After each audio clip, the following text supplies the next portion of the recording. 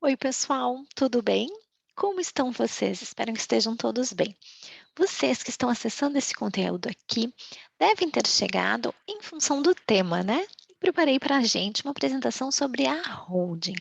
Antes de começar, é preciso dizer que esse assunto está um pouco na moda. Todo mundo que está trabalhando com planejamento patrimonial e sucessório, ou mesmo quem se interessa por esse assunto, vem procurando profissionais que saibam o que que é essa ideia e o que que é essa noção de holding, né? Antes de começar propriamente dita, a aula que eu preparei para a gente, eu vou me apresentar. Eu sou a Simone Tassinari Cardoso, eu sou professora da Universidade Federal aqui do Rio Grande do Sul. E eu tenho trabalhado com direito civil tanto na graduação, quanto no mestrado, quanto no doutorado. E eu preparei para a gente um material que é um mapa mental sobre holding. Então, vamos dar uma olhadinha nesse mapa mental. Antes da gente começar, eu aumento um pouquinho aqui esse mapa e eu vou tentar aumentar também o zoom, né? Para que a gente possa acessar da melhor maneira aí, para que vocês não tenham um, umas letrinhas tão pequenininhas, né. Então a gente começa ali falando sobre a holding familiar, certo? Nesse elemento, nesse centro dessa holding familiar, a gente tem alguns motivos pelos quais as pessoas procuram para fazer holding, e esses motivos eles estão listados nessa listinha vermelha que eu separei para vocês. E habitualmente o que as pessoas dizem: "Simone, eu quero fazer uma holding para economizar. Eu gostaria de economizar fazendo uma holding". E aí, gente, a gente tem um dos primeiros mitos da holding. A holding não é uma ferramenta certa de economia. A holding precisa de um certo investimento inicial para que a gente possa implementá-la. Então, seja a partir dos estudos, seja a partir da transladação patrimonial ali, com a integralização do capital social, seja a partir da contratação de um contador ou de uma equipe de advogados, ou uma equipe de planejadores matrimoniais ou planejadores sucessórios para que a gente possa implementar essa holding. Então, essa ideia de procurar holding para economizar, ela é um mito. E esse mito, ele pode ser desfeito quando a gente conversa com as pessoas e a gente vai querendo saber o para quê, quais são os motivos relevantes que levam ela a pensar nessa noção de holding, né? O próximo motivo que leva as pessoas para fazerem holding, gente, é economizar tributos. E é possível economizar algum tipo de tributo com holding? Posso dizer para vocês que sim. Tem uma modalidade de holding específica que economiza um tipo específico de tributo, né? A holding que trabalha lá com a administração dos imóveis, ela vai ter um benefício constitucional com relação à arrecadação de impostos. Entretanto, a gente tem que ter uma certa advertência, um certo cuidado nesse assunto. Não somente este imposto incide sobre as operações da holding. Quando a gente está lidando com a holding, a gente tem que prestar atenção pelo menos em três impostos significativos. Quais são eles? O primeiro deles, gente, é o imposto de renda. E aí é bem importante que a gente compare o imposto de renda da pessoa física e da pessoa jurídica. E, professora, qual é o imposto de renda? O imposto de renda ganho de capital é o mais chocante deles, porque a grande vantagem dessa holding que administra imóveis, por exemplo, é a gente baixar para até 15% a tributação do imposto de renda de ganho de capital, diferente dos 27,5% da pessoa física.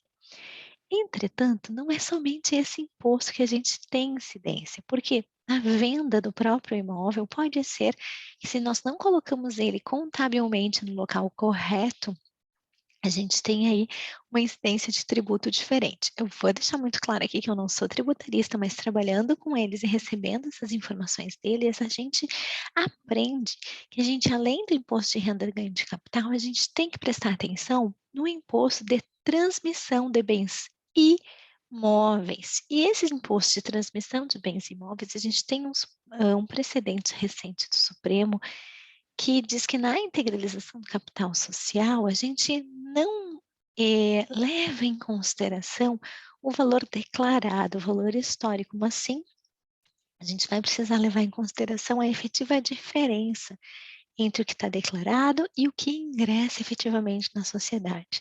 E o outro imposto que a gente precisa levar em consideração, gente, é o imposto de transmissão em função da doação. Ah, mas por que, Simone? Porque eventualmente a gente vai precisar na estrutura da holding fazer a doação aí dessas cotas sociais. Então são 3 impostos que a gente precisa fazer. E faz como? Uma tabelinha, a gente faz a comparação. Se eu falecer sem holding, qual o custo que eu tenho?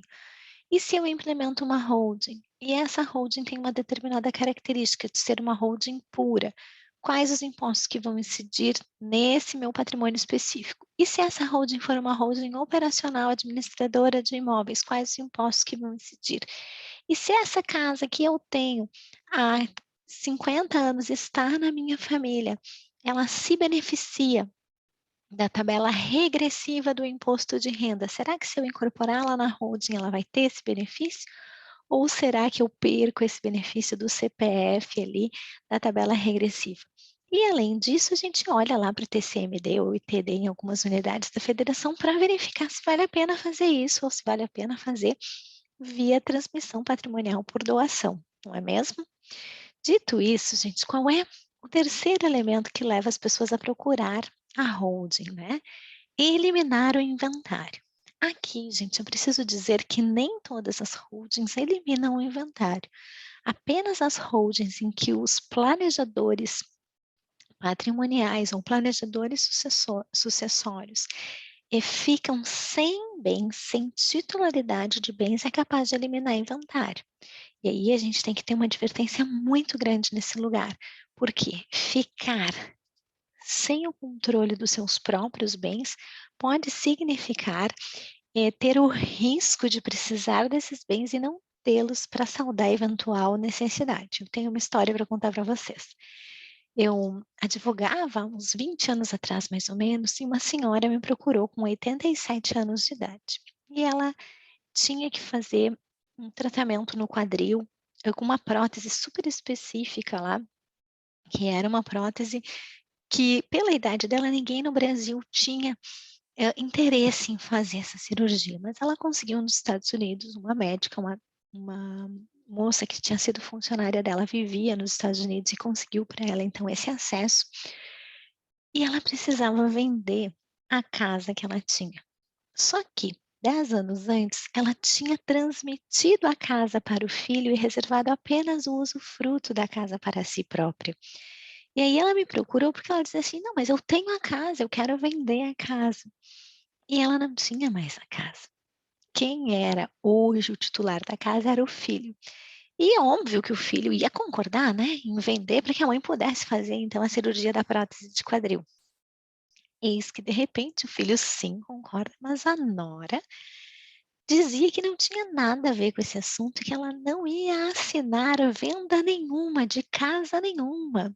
Então, assim, nós ficamos quase 1 ano tentando que essa nora assinasse a outorga uxória em função do regime de bens, porque o regime de bens ele não importa na comunicação da casa, mas o regime de bens faz com que essa nora tenha que assinar a transladação patrimonial, então o regime de bens impunha isso. E não o suficiente, essa moça dizia: "Ah, não, eu sou a empregada, a dona da casa não está", e ela ficou se omitindo da citação. Nós ajuizamos uma ação de suprimento de outorga judicial e levou aí, olha gente, quase 1 ano para que a gente conseguisse então que o juiz expedisse um edital e aí suprisse a outorga dessa moça. Mas vocês veem que se desfazer de todo o patrimônio às vezes pode ser um pouco arriscado. E com a holding não é diferente. Então, quando eu me desfaço da integralidade do patrimônio, eu tenho os riscos advindos dessa circunstância, né?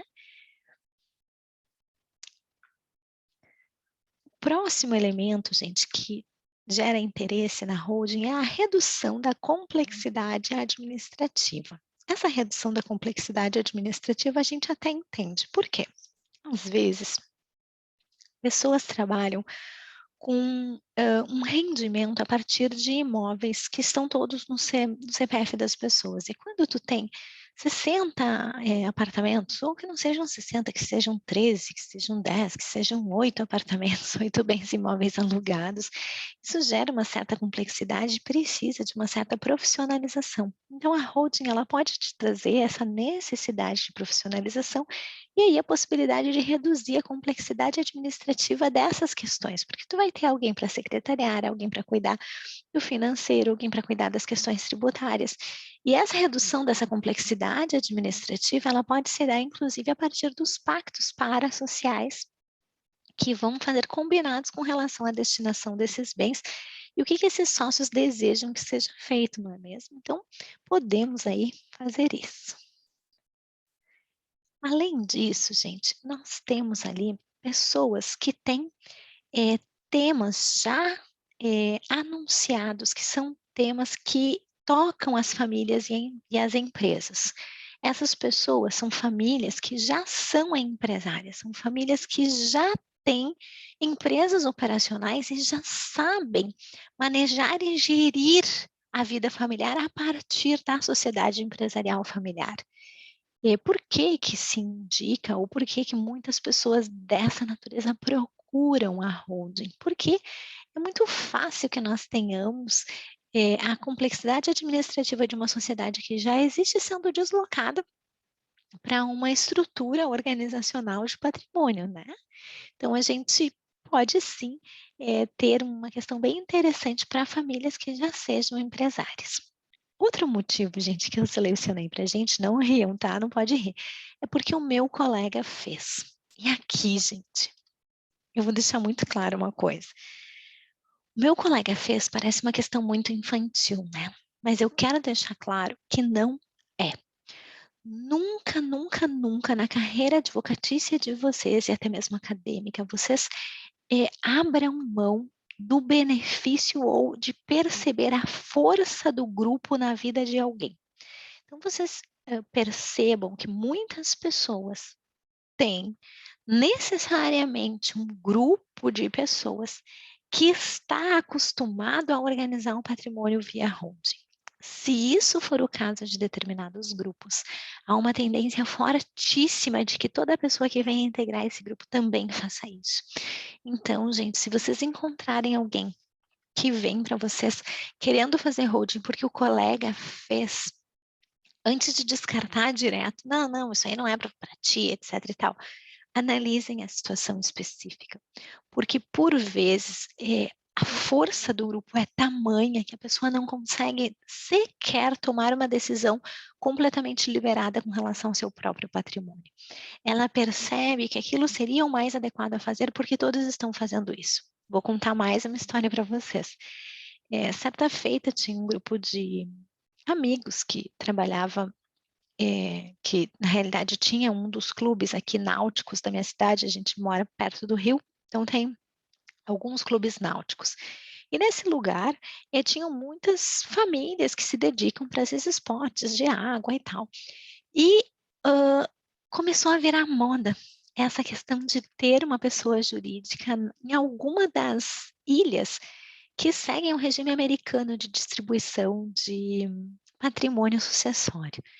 Não eram nem questões de paraísos fiscais, nem nada disso, né? Então, todo mundo assim, alguém tinha uma holding nas Ilhas Caimãs, outra pessoa tinha uma sociedade que ela nem sabia como chamava, não sabia se era trust, nem sabia exatamente o que era nas Ilhas Virgens. E aí se distribuía ali naquelas ilhas empresas.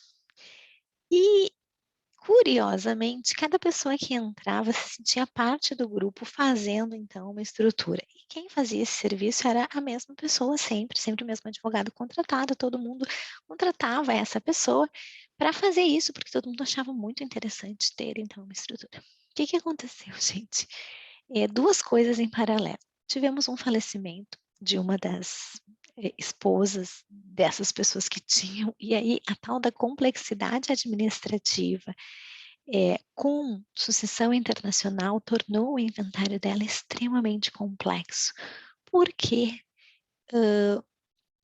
foi vendida uma facilidade, não, faça o inventário porque isso está já no nome da pessoa, está tudo certo. O que aconteceu faticamente, gente? Embora bem situados no exterior, eles tenham que ter um inventário no exterior, o juízo do inventário aqui do Brasil entendeu que não era o caso, porque em que pese nós tivéssemos uma cara e uma, vamos dizer assim, fantasia de bem situada no exterior, na realidade nada mais era do que uma empresa brasileira que tinha procurado uma sede americana por uma questão especial de planejamento sucessório. E aí desconfigurou a pessoa, descaracterizou a personalidade jurídica e os bens que estavam depositados em nome da empresa tiveram que voltar ao Brasil, então fazer a repatriação do bem, pagar 27,5 de imposto. E junto com isso, a fazenda estadual, gente, começou a perquirir e a questionar a licitude e a legalidade desses planejamentos vendidos com bens no exterior. Então, assim, para a gente ver que às vezes o risco é grande e é melhor a gente ficar com o instituto que a gente já conhece. E o próximo, gente, é ter uma operação e uma administração centralizada dos bens. Por que que isso pode ser uma vantagem, né? Pode ser uma vantagem porque, às vezes, quando a gente tem complexidade de patrimônio, ter tudo consolidado numa única pessoa jurídica pode reduzir, sim, a operação, pode reduzir as necessidades de operacionalização, tá bem? E por último, gente, a gente vai deixar ali, na verdade faltam 2, né? Questões que envolvem holding sempre dizem respeito a direito de família, sucessões e direito empresarial. Não é uma matéria específica. E por que que eu chamo a atenção de vocês com relação a esse assunto? Porque não é possível que um advogado que só saiba uma dessas 3 áreas do direito implemente nenhum tipo de holding. Aí vocês vão dizer: "Ah, mas o advogado que trabalha com direito empresarial, ele sabe família, Simone". Pois é, e por que será que muitos colegas que trabalham com direito empresarial pedem a consultoria quando eles estão implementando uma situação empresarial para famílias empresárias? Então, muito cuidado. Aqui é o lugar de fazermos parcerias, de termos espaços de consolidação e construção conjunta de conhecimento. Depois, gente, tem uma outra questão que leva as pessoas a trabalharem com a ideia da holding, que é decidir antecipadamente a gestão e a divisão do patrimônio. Às vezes, eu tenho um dos filhos que é totalmente afeto à organização empresarial. A filha trabalha na empresa desde que nasceu, praticamente, gosta daquela atividade, se envolve com isso, foi, estagiária do setor de contabilidade, hoje está trabalhando na diretoria, é uma pessoa que está forjada para isso. E o outro que não tem o menor interesse nas questões empresariais, que trabalha com outra atividade, às vezes é médico, dentista, tem uma profissão que não tem nada a ver com isso. E a organização do patrimônio nesse sentido, de forma antecipada, faz com que a gente não tenha entraves na vida de nenhum dos 2 sucessores. "Ah, Simone, não entendi". Com relação à filha, a gente não vai ter, por exemplo, nenhum tipo de risco de medida que vai parar a atividade empresarial, e com relação a esse filho, não vai ter nenhum tipo de beligerância ou de disputa ou de complexidade no falecimento desse pai ou dessa mãe, porque já vai estar acertado aquilo que eles desejam fazer com relação ao seu próprio patrimônio, né. Então, essas são as grandes vantagens ou o motivo pelo qual as pessoas costumam procurar a holding e as identificações do que é mito e do que nós temos, então, uma questão verdadeira aí, né, com relação à holding.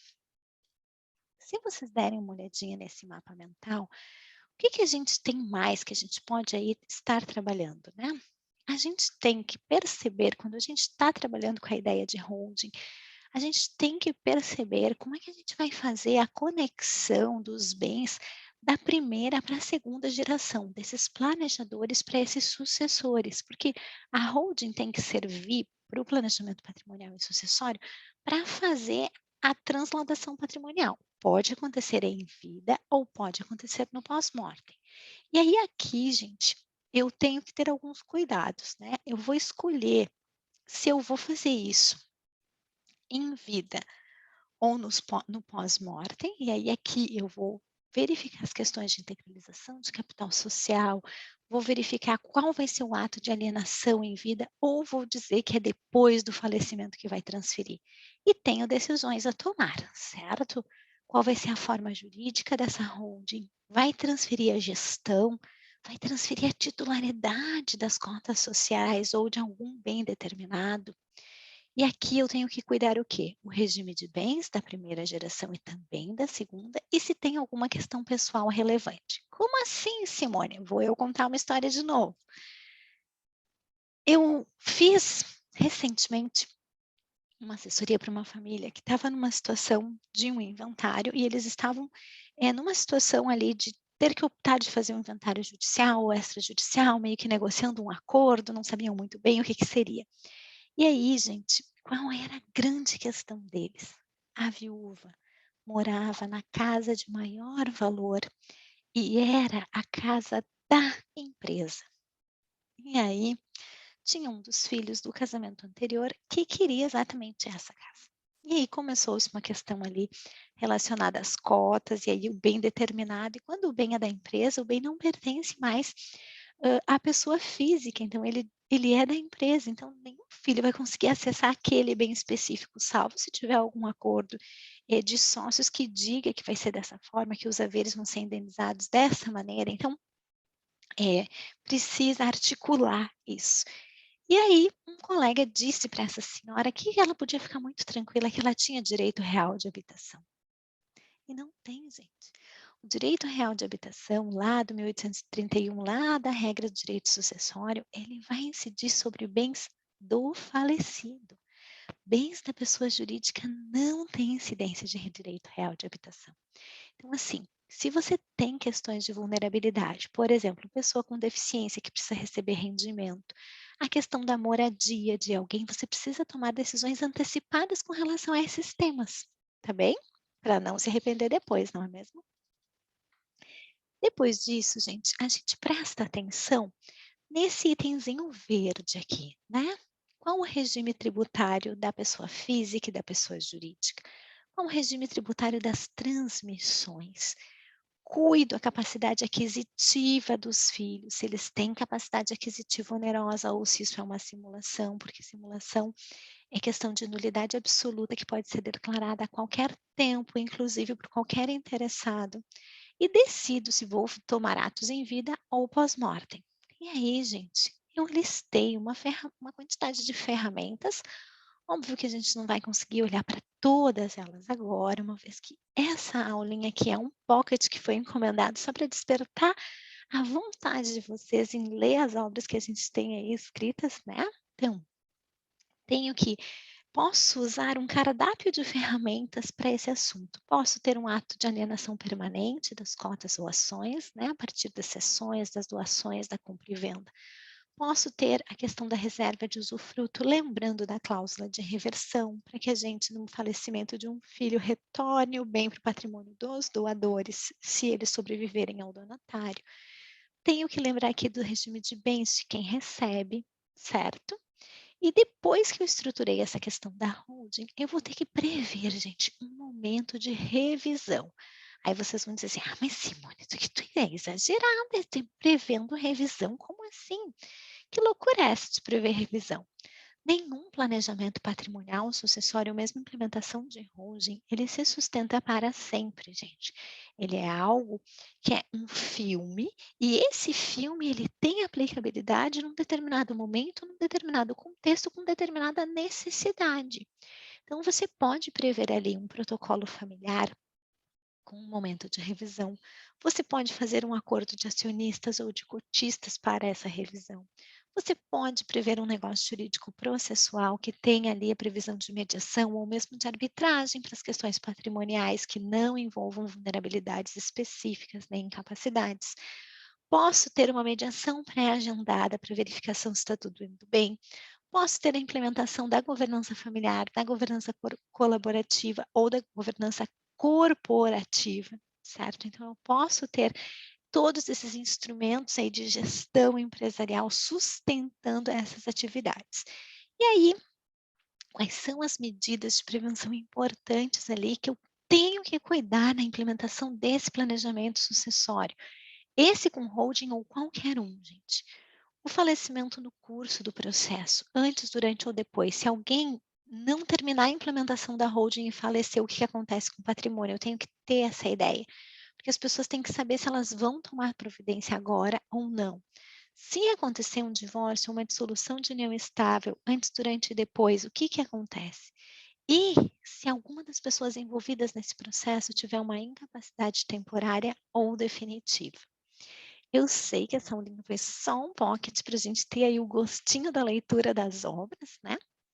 Espero que vocês tenham gostado, me sigam nas redes sociais, tem bastante conteúdo para vocês, e espero que mais iniciativas como essa de uma biblioteca, na verdade é uma videoteca de aulas, possam ser acessíveis a todos. Um grande abraço e fiquem muito bem.